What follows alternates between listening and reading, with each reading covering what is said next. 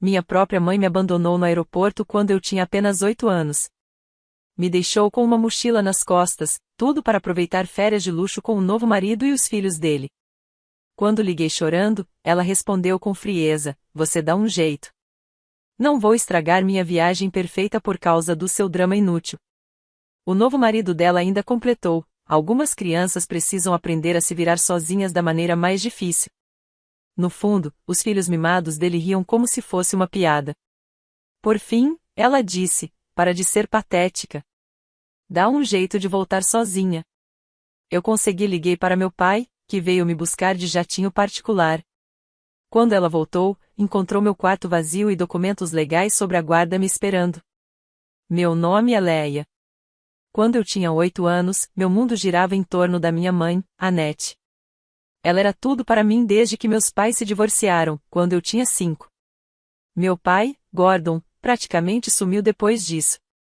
Mamãe dizia que ele tinha escolhido os negócios em vez da família, e eu acreditava.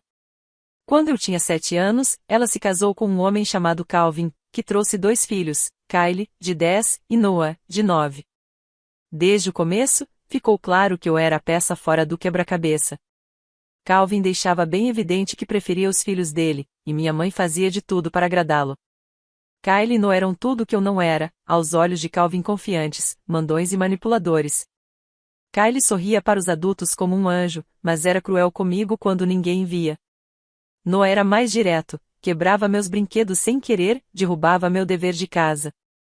Os sinais começaram sutis: noites de cinema em família em que me diziam que não havia lugar no sofá, festas de aniversário esquecidas ou feitas às pressas, enquanto as deles eram cheias de convidados e decoração. Em fotos de família, eu mal aparecia cortada ou escondida nos cantos. Eu era nova demais para entender, mas sentia a distância crescendo entre mim e minha mãe. Tudo desabou nas férias de primavera do meu 2º ano. Calvin planejou uma viagem de 2 semanas ao Havaí. Eu fiquei empolgada, era a primeira vez que faríamos uma viagem de verdade. Passei semanas sonhando em brincar na areia com minha mãe, talvez até me aproximar dos meus irmãos. No dia da viagem, acordei cedo, arrumei minha mochilinha roxa com meu bichinho de pelúcia, livros e o novo maiô que a mamãe tinha comprado para mim. Eu mal cabia em mim de tanta animação. No caminho para o aeroporto, Calvin estava estranhamente calado, e Kylie e Noah trocavam olhares esquisitos, mas eu ignorei. No começo, tudo parecia normal. Fizemos o check-in, e eu fiquei lendo meu cartão de embarque com Honolulu escrito. Então Calvin disse que ia ao banheiro com Kylie e Noah. Minha mãe falou que ia pegar um café e pediu para eu esperar no portão. Esperei. E esperei. Vi famílias embarcando, crianças animadas correndo, pais rindo. Mas a minha família não voltou. Outras crianças corriam com seus pais, rindo e cheias de animação para suas viagens. Eu continuei olhando para o grande relógio na parede, percebendo que a hora do nosso voo estava se aproximando. Sem saber o que fazer, decidi ligar para o celular da minha mãe. Quando ela atendeu, ouvi música alta e risadas ao fundo. "Mãe, onde você está? Nosso avião vai sair." Perguntei, já com o coração apertado. Houve uma pausa. Então, a voz dela veio fria e distante, como eu nunca tinha ouvido antes. "Leia, ouça com atenção. Você não vai com a gente." "O quê? Como assim?" "Eu tenho meu bilhete. Estou no portão." Respondi, sem entender. "Quero dizer que você vai ficar aí. Calvin acha melhor que essa viagem seja só com a nossa nova família. Você dá um jeito. Não vou deixar você estragar nossas férias com seu drama inútil." Comecei a chorar, completamente perdida. "Mas mãe, eu só tenho 8 anos, eu não sei como voltar para casa." Foi então que a voz de Calvin surgiu do outro lado da linha, ríspida e sem qualquer empatia. "Algumas crianças só aprendem a ser independentes do jeito mais difícil. Talvez isso ensine alguma coisa." Ao fundo, ouvi as risadas de Kylie e Noah. A voz de Kylie soou com clareza, debochada. Finalmente, férias de verdade, sem bagagem indesejada. A voz da minha mãe voltou, e o que ela disse em seguida ficou gravado em mim para sempre. "Para de ser tão patética e carente, Leia. Encontre seu próprio caminho para casa." Você é esperta o suficiente. E a ligação caiu. Fiquei parada ali, no meio do aeroporto internacional de Denver, com 8 anos, segurando um telefone e uma mochila. Sozinha. A realidade do que tinha acabado de acontecer me atingiu como um soco no estômago.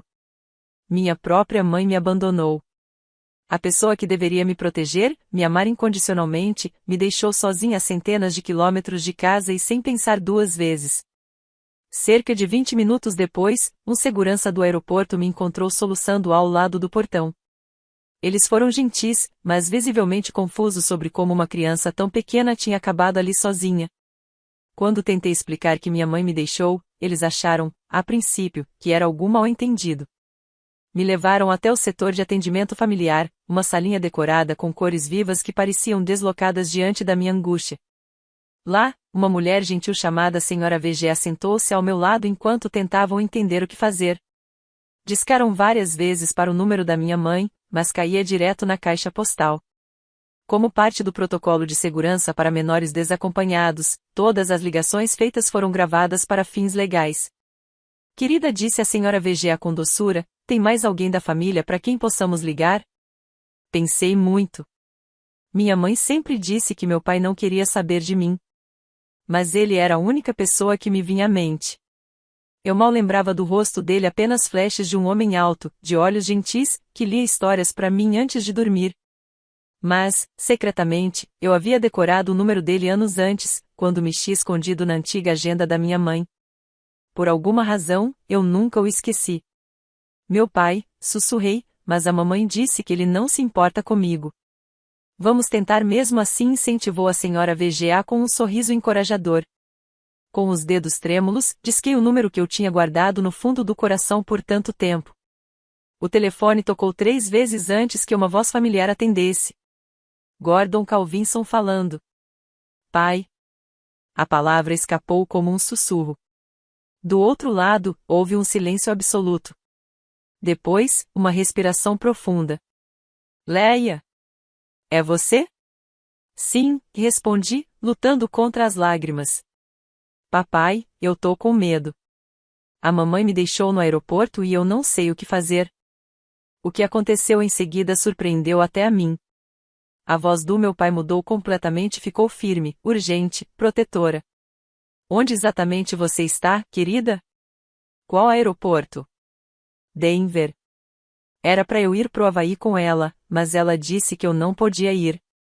Agora estou sozinha. Eu não sei voltar para casa. Leia, escute com muita atenção. Você vai ficar bem. Fique exatamente onde está e me passe o telefone da pessoa que está com você. Entreguei o telefone à Sra. VGA. Eu só ouvi ao lado dela da conversa, mas pude ver sua expressão mudar de dúvida para surpresa, e depois para um espanto silencioso. Sim, senhor. Claro.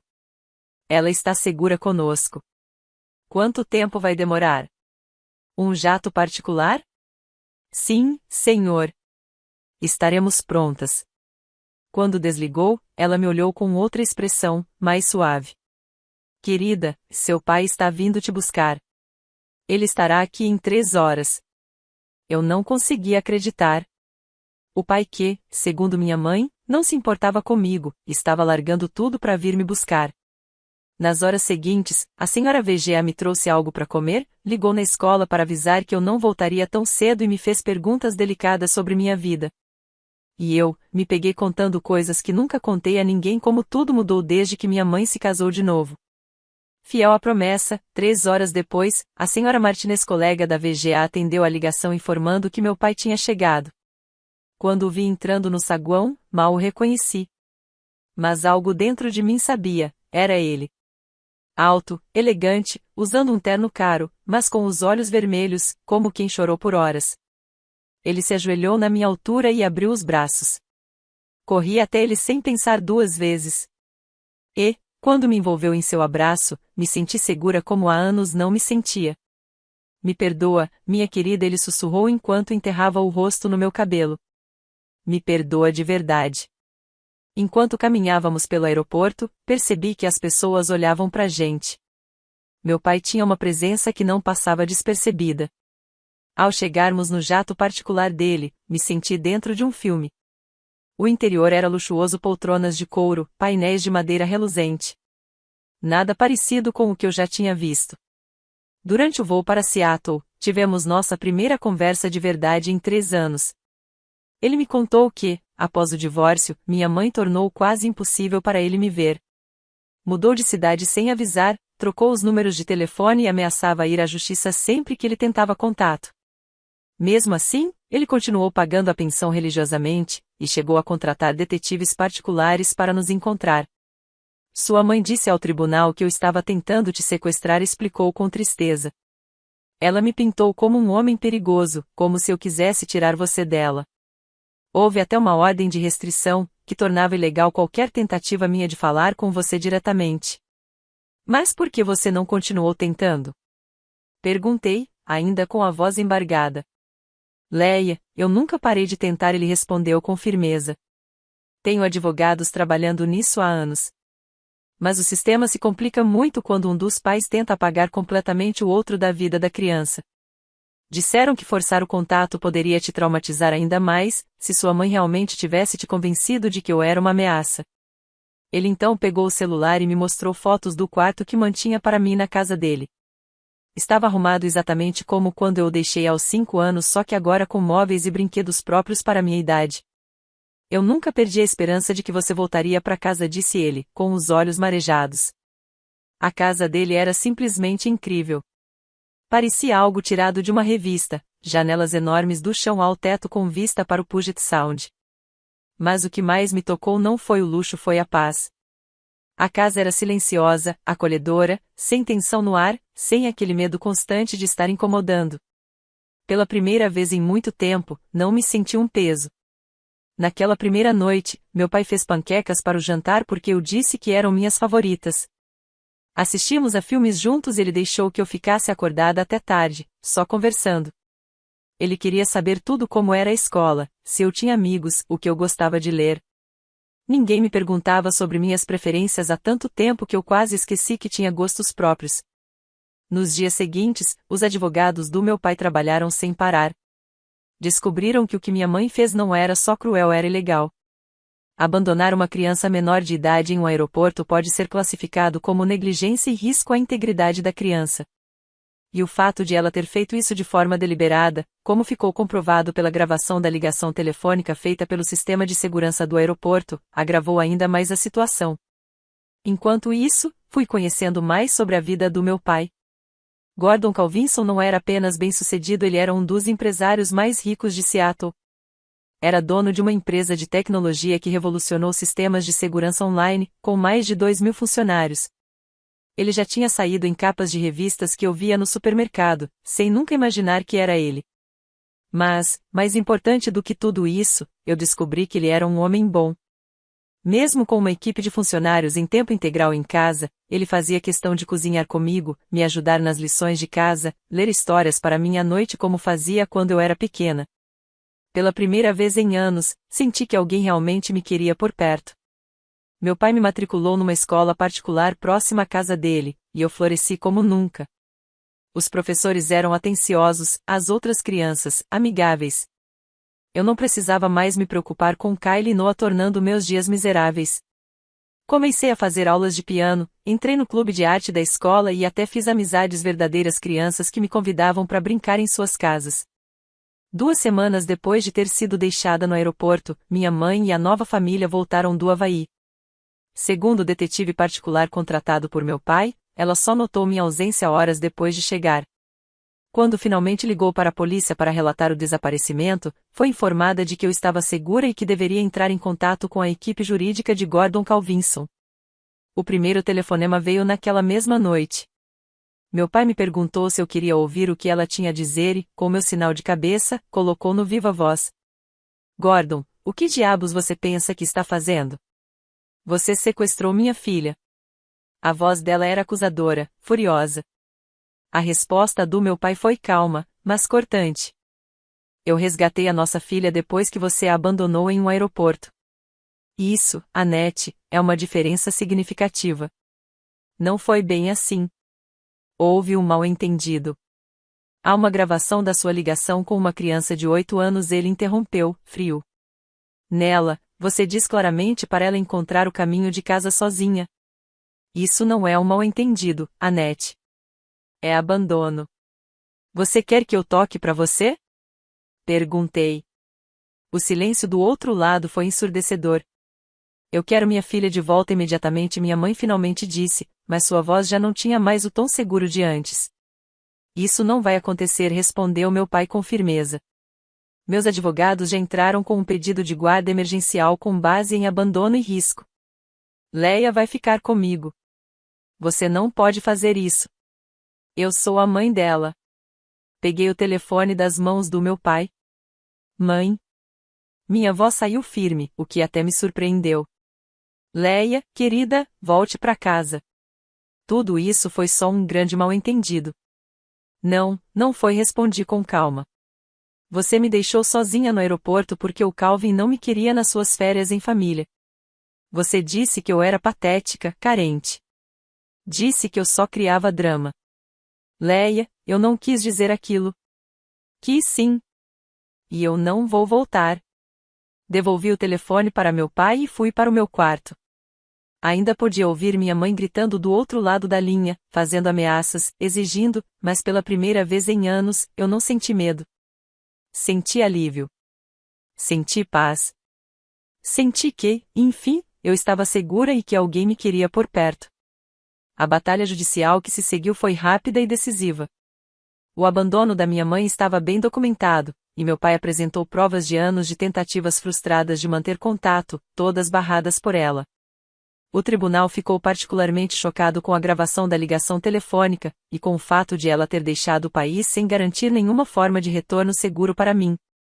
Durante esse tempo, comecei a fazer terapia com uma psicóloga infantil, a doutora Amanda Shane, que me ajudou a processar tudo o que tinha acontecido. Nas sessões, entendi que o que eu vivia não era normal e muito menos justo. A doutora Shane me ajudou a perceber que, por anos, eu andava em ovos, tentando conquistar um amor que deveria ter sido dado sem condições. Leia, ela me disse em uma sessão, o que aconteceu com você não foi porque você não era boa o suficiente. Foi porque adultos fizeram escolhas egoístas e falharam com você. Com o tempo, a terapia também trouxe de volta lembranças que eu havia enterrado. Como quando Calvin jogou fora meu projeto de ciências na véspera da entrega, dizendo que achou que era lixo. Ou quando Kylie cortou meu cabelo enquanto eu dormia e convenceu minha mãe de que eu tinha feito isso de propósito para chamar atenção. Essas memórias emergiram como peças de um quebra-cabeça que mostrava o quão tóxico o ambiente da minha antiga casa havia se tornado. Meu pai esteve ao meu lado em todo esse processo. Participou de algumas sessões comigo e, em uma delas, se emocionou até chorar. Eu devia ter lutado mais, ele disse. Devia ter ignorado a ordem de restrição e dado um jeito de te tirar de lá. A doutora Shane nos ajudou a entender que ele foi colocado numa situação impossível. O sistema legal falhou conosco dois, e minha mãe soube manipular tudo muito bem, retratando meu pai como uma ameaça. Enquanto isso, a investigadora particular do meu pai, uma mulher perspicaz chamada detetive Isla Mareno, seguia descobrindo fatos perturbadores sobre o passado de Calvin. Ela descobriu que não era a primeira vez que ele incentivava uma parceira a abandonar os próprios filhos. Sua primeira esposa, Cláudia, perdeu a guarda dos filhos depois que Calvin a convenceu de que eles estavam atrapalhando sua nova vida. A detetive Mareno organizou para que eu conversasse com Cláudia, hoje casada novamente, tentando reconstruir o relacionamento com os filhos. Foi uma conversa reveladora e dolorosa. Calvin tem esse jeito de te fazer sentir como se tivesse que escolher entre seus filhos e sua felicidade, explicou Cláudia. Ele começa devagar, fazendo comentários sutis sobre como a vida seria mais fácil sem os ex e sem os horários de custódia. Depois, te faz sentir culpada por priorizar as necessidades dos seus filhos. Ela contou como Calvin a convenceu de que os filhos estavam sabotando o novo casamento, e que Kylie e Noah eram treinados para serem doces e encantadores sempre que ela estivesse por perto, criando um contraste que fazia os próprios filhos parecerem problemáticos e ingratos. A história dela espelhava a minha de forma assustadora. E pela primeira vez, tudo fazia sentido. O pior de tudo, disse Cláudia, com os olhos marejados, é que eu acreditei nele. Escolhi o Calvin em vez dos meus próprios filhos. E agora, eles mal falam comigo. já são adolescentes e nunca me perdoaram por tê-los deixado para trás. Essa conversa foi gravada com o consentimento dela e se tornou uma peça-chave no nosso processo judicial. A gravação estabelecia um padrão claro do comportamento manipulador de Calvin, provando que o que aconteceu comigo não era um caso isolado. Mas o verdadeiro choque veio quando a investigação do meu pai revelou ainda mais coisas, desta vez, envolvendo Calvin e seus próprios filhos. Descobriu-se que ele já tinha um histórico de manipulação com os filhos da ex-esposa. Na época, ela perdeu a guarda das crianças, em parte porque Calvin a convenceu a priorizar o novo relacionamento, deixando os filhos do casamento anterior de lado. Kyle e Noah foram ensinados desde cedo a agir com hostilidade contra qualquer enteado, como forma de manter o favoritismo do pai. A detetive Isla Mareno também encontrou irregularidades financeiras. Calvin vinha, aos poucos, isolando minha mãe do próprio dinheiro ao mesmo tempo em que ganhava acesso total à pensão alimentícia que meu pai pagava. Os registros bancários mostravam que o dinheiro destinado aos meus cuidados vinha sendo usado para bancar mensalidades escolares caras para Kyle e Noah, além de atividades extracurriculares de luxo e compras pessoais. Sua mãe assinou uma procuração dando plenos poderes financeiros ao Calvin só 6 meses depois do casamento, explicou a detetive Mareno a mim e ao meu pai. Desde então, ele controla tudo: contas, pagamentos, investimentos, inclusive o dinheiro da pensão. Legalmente, isso poderia ser configurado como fraude. E com essa descoberta, novas acusações criminais foram abertas contra Calvin. Ele não só havia incentivado o abandono de uma criança, como também se apropriava de recursos destinados a mim para favorecer apenas seus próprios filhos. As provas continuavam surgindo. Registros escolares mostravam que enquanto Kyle e Noah tinham suas notas, atividades e avanços constantemente acompanhados, meu desempenho acadêmico que vinha caindo era completamente ignorado. Nas reuniões de pais e mestres, minha mãe só elogiava os filhos do Calvin. Se surgia qualquer preocupação sobre meu estado emocional, era rapidamente descartada. Minha antiga professora, a Sra. Patterson, foi chamada a depor. Ela contou que tentou várias vezes entrar em contato com minha mãe por conta da minha queda repentina no rendimento escolar e sinais evidentes de sofrimento. Leia era uma aluna participativa e brilhante, disse ela. Mas passou a se tornar cada vez mais retraída e ansiosa. Liguei diversas vezes. Calvin atendeu algumas delas, e sempre dizia que ela só queria chamar atenção. A Sra. Patterson revelou que, tão preocupada com minha situação, chegou a contatar os serviços de proteção à criança. Mas Calvin foi convincente, disse que eu estava apenas tendo dificuldades normais de adaptação e que a família lidaria com isso com disciplina e estrutura. Janet Williams, a funcionária do CPS que cuidou do caso, foi chamada para testemunhar. Ela admitiu que Calvin havia sido muito persuasivo e que, na época, sua versão parecia razoável. No entanto, afirmou que, se soubesse do histórico dele com os filhos de Cláudia, teria aprofundado a investigação. Enquanto tudo isso acontecia, eu começava a conhecer a outra parte da minha família, a família do meu pai. Minha avó paterna, Elaner, veio de Nova York para me ver. Uma mulher forte, nos seus 70 anos, que construiu do zero um império no ramo imobiliário. Nunca acreditei nas mentiras da Annette sobre seu pai, disse ela, séria. Gordon é um homem bom. Te ama mais do que tudo. E eu guardei dinheiro todos esses anos, para o seu fundo universitário, esperando o dia em que você voltasse para nós. Minha avó tinha registros detalhados de tudo, tentativas de contato do meu pai, cópias de documentos legais, cartas devolvidas e todos os cheques de pensão que ele pagou mesmo quando não tinha permissão para me ver. Esses registros se tornaram mais uma evidência poderosa no nosso caso. Através dela, também descobri a luta silenciosa que meu pai enfrentou. Ela me mostrou fotos do quarto que ele manteve para mim ao longo dos anos, sempre atualizado, com brinquedos e decorações adequadas para cada fase da minha infância. Ele comprava presentes de aniversário todos os anos, os embrulhava e guardava, esperando o dia em que eu voltasse. Ele nunca desistiu de você, disse ela, me mostrando um armário cheio de caixas cuidadosamente empilhadas, com laços intactos e etiquetas com meu nome. Naquele momento, percebi o quanto eu havia sido amada o tempo todo, mesmo quando não sabia. Todo Natal, todo aniversário, cada momento especial que ele imaginava que eu pudesse viver, meu pai comprava algo e guardava. Abrir aqueles presentes foi ao mesmo tempo emocionante e reconfortante. Havia livros de todos os níveis, materiais de arte, roupas que eu já não servia mais, e brinquedos que mostravam o cuidado com que ele tentava imaginar do que eu poderia gostar à medida que crescesse. Cada presente era uma prova do amor dele, da esperança que ele mantinha viva mesmo enquanto estávamos separados.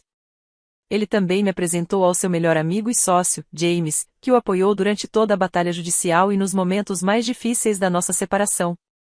James e sua esposa, Carol, tinham 2 filhas da minha idade e logo me acolheram como parte da família. Seu pai falava de você o tempo todo, contou James. Em cada viagem, cada conquista, ele sempre dizia que só faltava você lá para tudo ser completo. Carol me mostrou um álbum que meu pai tinha montado com fotos minhas desde o nascimento até os 5 anos.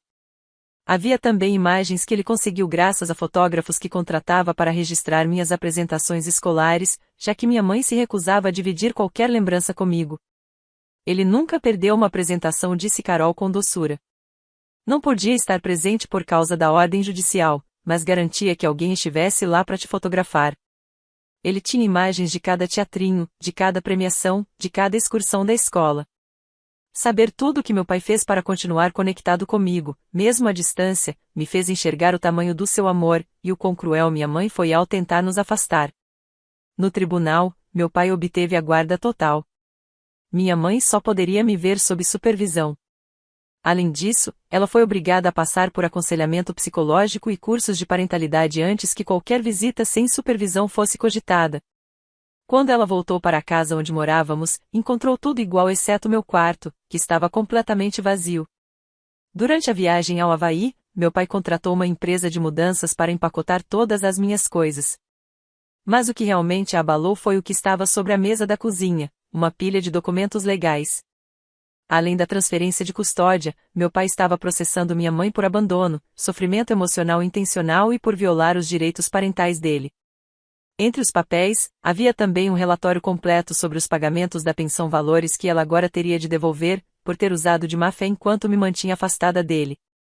Mas talvez o mais devastador tenha sido o último documento, uma ordem de restrição contra Calvin, impedindo-o de chegar a menos de 150 metros de mim. Os investigadores do meu pai reuniram provas claras de abuso emocional por parte dele, especialmente contra enteados.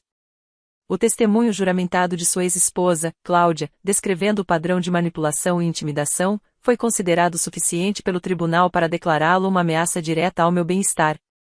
A primeira visita supervisionada com minha mãe foi marcada para 3 semanas depois. Ela chegou à sala designada pelo tribunal com um olhar abatido, claramente desesperada. Calvin não pôde acompanhá-la, e Kylie e Noah ficaram em casa. Leia, por favor, ela disse assim que me viu. Eu cometi um erro. Eu estava estressada com a viagem, o Calvin me pressionava, eu não estava pensando direito. Você precisa voltar para casa. Olhei para aquela mulher que me trouxe ao mundo, que eu amei com todo meu coração por 8 anos, e pela primeira vez, só senti pena. Mãe, isso não foi um erro. Foi uma escolha. Você escolheu o Calvin e os filhos dele, e me deixou para trás. Isso não é verdade. Você é minha filha. Mas já era tarde. Ela era minha mãe, sim. Mas agora, pela primeira vez, eu sabia que merecia muito mais do que o que ela me deu. Quando foi a última vez que você agiu assim? Perguntei baixinho. Quando foi a última vez que me colocou em primeiro lugar? Quando se preocupou em me fazer sentir amada e desejada? Ela não respondeu. Não precisava, nós duas sabíamos a verdade. Mesmo antes do que aconteceu no aeroporto, ela já vinha me afastando pouco a pouco da vida dela, para abrir espaço para a nova família. As visitas supervisionadas continuaram por vários meses, mas foram se tornando cada vez mais tensas. Minha mãe passava o tempo tentando me convencer a voltar, fazendo promessas vazias e tentando pintar meu pai como um manipulador. Ela simplesmente não conseguia entender que eu era, de verdade, mais feliz longe dela. Enquanto isso, minha vida com meu pai seguia florescendo. Quando eu tinha 12 anos, ele se casou novamente com uma mulher maravilhosa chamada Mônica, que tinha 2 filhas, Tara e Grace. Mas, ao contrário do que vivi com a família de Calvin, Mônica fez questão de me incluir em tudo e me acolher de verdade. Tara e Grace se tornaram as irmãs que eu sempre quis.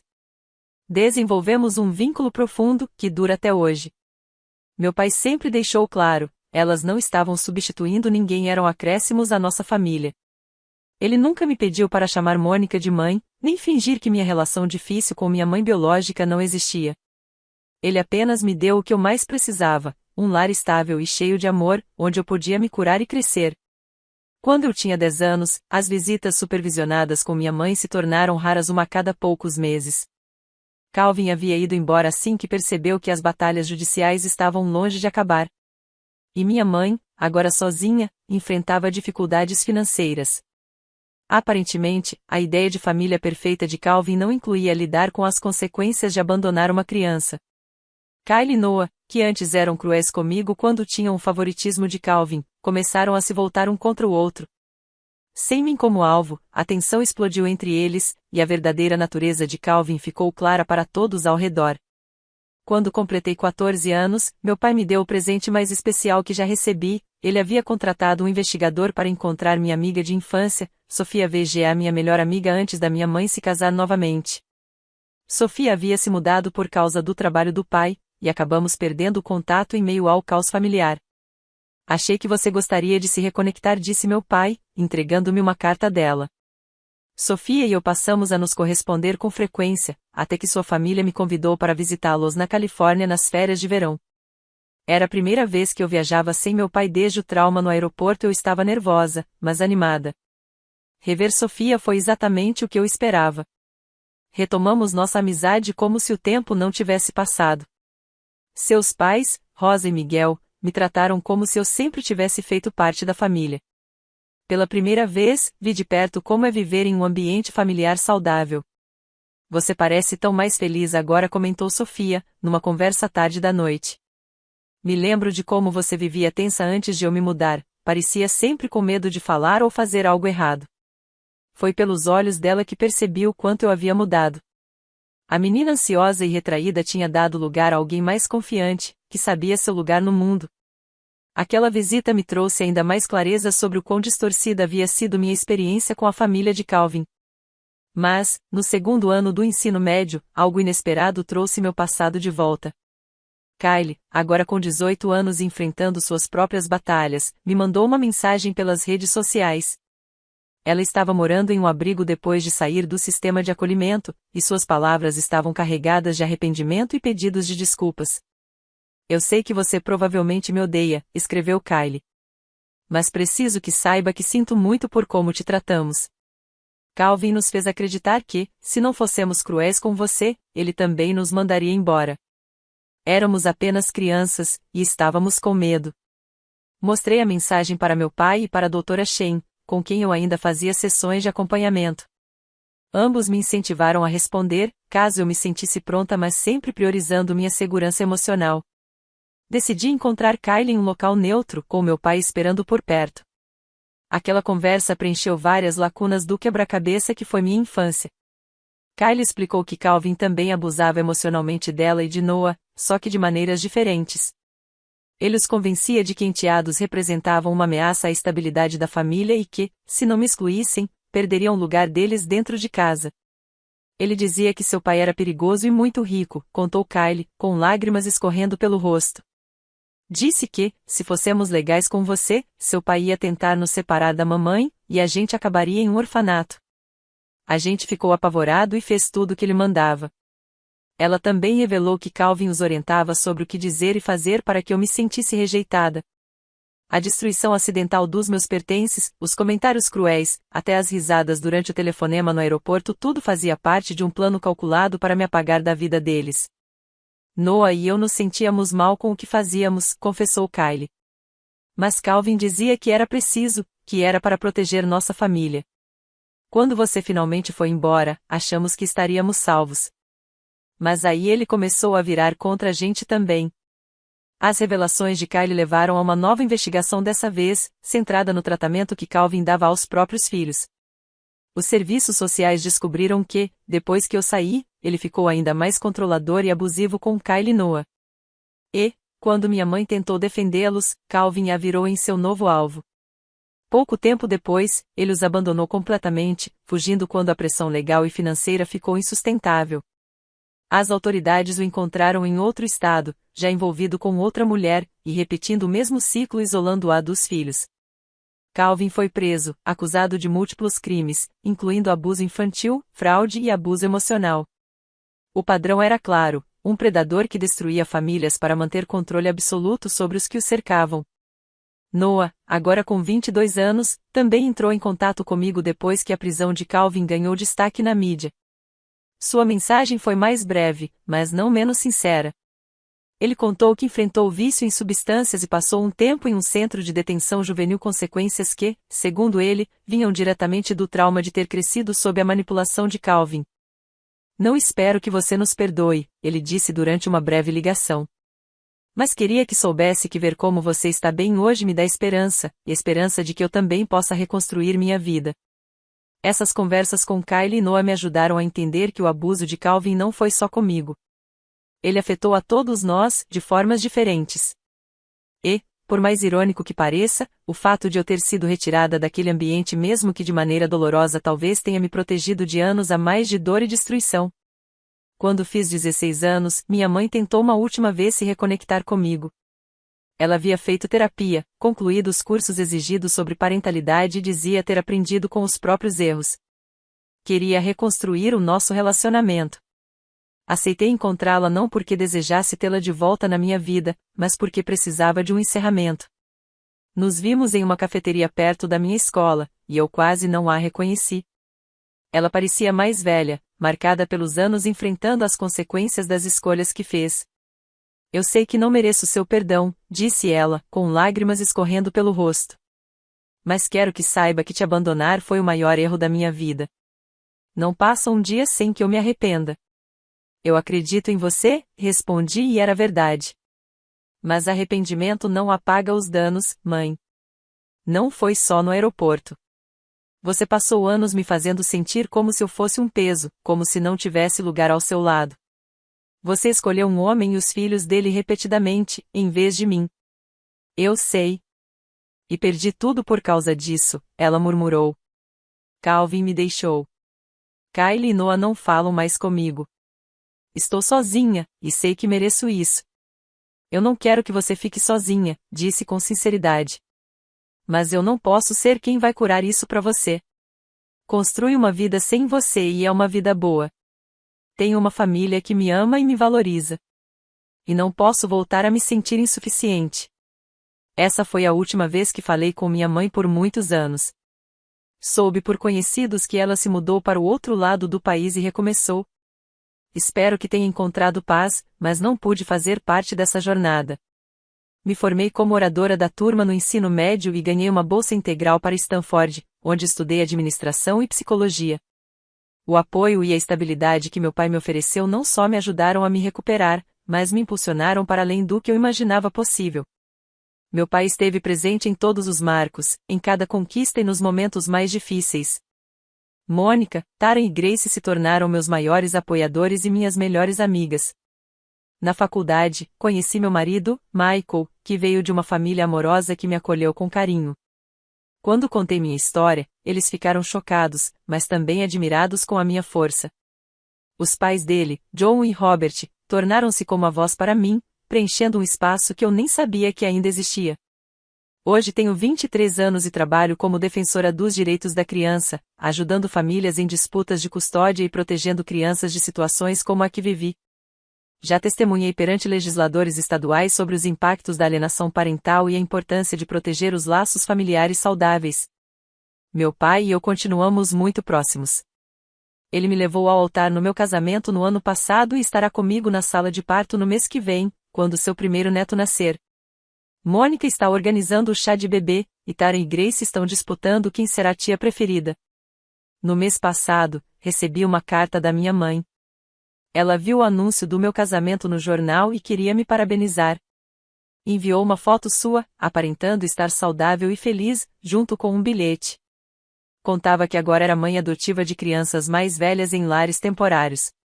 Nunca poderei desfazer o que fiz com você, escreveu. Mas posso tentar ajudar outras crianças que também foram abandonadas ou negligenciadas.